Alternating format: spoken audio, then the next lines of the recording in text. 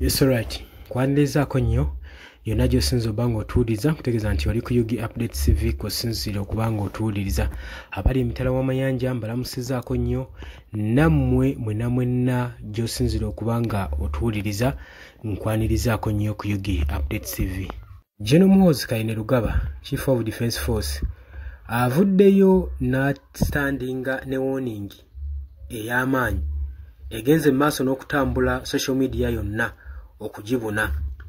Okuwoninga kuno kuvudde entabwe evudde lwa comment omu mu comment section ye ogenda maaso n'okubanga akomentinga ku baana ba General Muhoozi Kainerugaba ekintu ekijje Chief of Defence Force mu mbeera n'oluvannyuma n'agenda maaso n'okupostinga obubaka obukambwe ku mukutu gwe gwa social media gwe mukwano gwange ali eyo ampuliriza. Kino nno kiraze engeri obukulembeze bwa Muhoozi Kainerugaba gye bugenda okubanga butambulamu engeri gy'agenda okukwasaamu ebyobukulembeze mu ggwanga wanaabeera nga obusungu buva kumpi bwe butyo era bano bannayuganda bennyamidde bagamba mukulembeze ekya reacting amangu waatyo atasobola kubeera nga akkakkanako. Wabadde ku social media avuddeyo n'awooninga ng'agamba nti alabula abo bonna abagamba nti bajje erinnya lya muwala we mu kamwa ke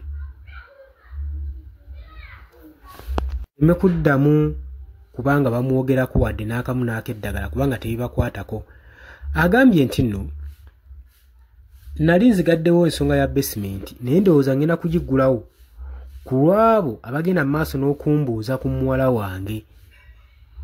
We twogera ku basement bannabyabufuzi abasinga bakitegeera kubanga kino ekintu kyegulidde erinnya oluvannyuma ba military leaders abakulembeze ab'omu gavumenti abali mu buyinza we bagende maaso ngo n'okukifuula eky'omugano okukwata abantu ba bulijjo okubatwalanga kibayita safe house oba basements okusobola okulaba nga babacunya babatokyalinga saako n'okubayisa mu mbeera embi. Nga jjojjo ly'abalamu we twalabako nga Muhoozi Kainerugaba avaayo yeewaana nga bwe yali aterese Edi Mutwe mu basement ng'agenda maaso n'okubanga amuyigiriza olunyankole. Kati abagamba nti ekibeera mu basement mwakirabako mwamala okumanya n'okutegeera ki ekibeera mu basement. Kati kirabika nali njigaddewo nja kuddamu njiggulewo. Wabula bino ebigambo bikubye nnyo ab'ekibiina kya Uganda Human Rights Commission saako ne Human Rights Groups activists ogenda maaso n'okwogera ku nsonga eno nga balabanga General Muhoozi Kainerugaba posti zagenda maaso n'okola ku Twitter zivumaganya eddembe ly'obuntu ate zikyobola ne freedom of speech eri bannayuganda bonna.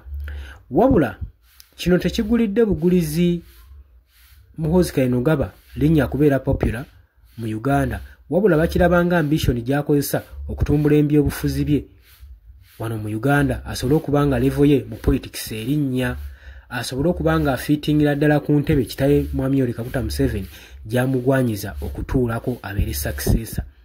Newankubaddeyo biriwo ebityo bannayuganda bintu tebibakwatako bo bagenda mu maaso n'okukoola demokrasiya era nga bagamba naddala bali ku ludda olw'opposition nti ku luno omulundi tetugenda mu kalulubululu wabula tugenda mu kibayita protest vote.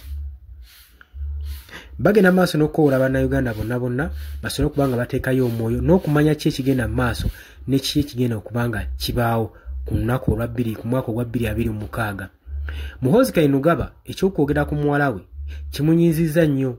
Azze ayogera nnyo ku nsonga nnyingi nnyo omuli ebyobufuzi omuli okusaakira naye kutuuse ku kya muwala we alumidde ddala ogw'engulu n'agenda mu maaso n'obbawooninga nga bagamba nti nno singa temuumugye mu kamwa kammwe agenda kubanga addamu okuggulawo basement asobole okubanga akangavula abagenda maaso n'okumubuuza ku muwala we. Ku Yugi Updates TV kw'osinzira obanga otuwuliza nyongera okujjukiza gwe atannatweyungako kiira wansi waliwo ekigambo subscribe kikooneko ojja kubanga osobola bulungi nnyo otwegattako. Kakati nno bino ebigambo Muhoozi si gwe gusoose okubanga atiisatiisa mu nkola eyo wabula ku mulundi guno avuddeyo ng'olutalo alwolekezza okubanga alinga alwanirira famire ye. Kino kabonero akakulaga nti nno newankubadde General Muhoozi Kainerugaba agenda maaso n'okutiisatiisa naye bwe kituuka ku muntu atiisa ku famire ye ate awo naye ayisibwa ddala bubi nnyo gwe mukwano gwange ali eyampuliriza. Tetumanyi oba ddala kinaatuukirizibwa wabula tannyonnyodde tawadde details kwani kubadde agenda maaso n'okulabula abagenda mu maaso n'okwasanguza erinnya lya muwala we mu kamwa kaabwe. Era tannyonnyodde bani abagenda mu maaso n'okumubuuza ku muwala we. Oba oli awo Chief of Defence Force anaavaayo kugamba n'ayasanguza omuntu oyo ani abadde agenda mu maaso n'okwogera ku muwala we. Oli ku Yugi Updates TV, kujjukizaamu gwatanatweyungako kirira wansi waliwo ekigambo subscribe kikooneko ojja kubanga osobola bulungi nnyo otufuna. Mbaagala nnyo, mweraba.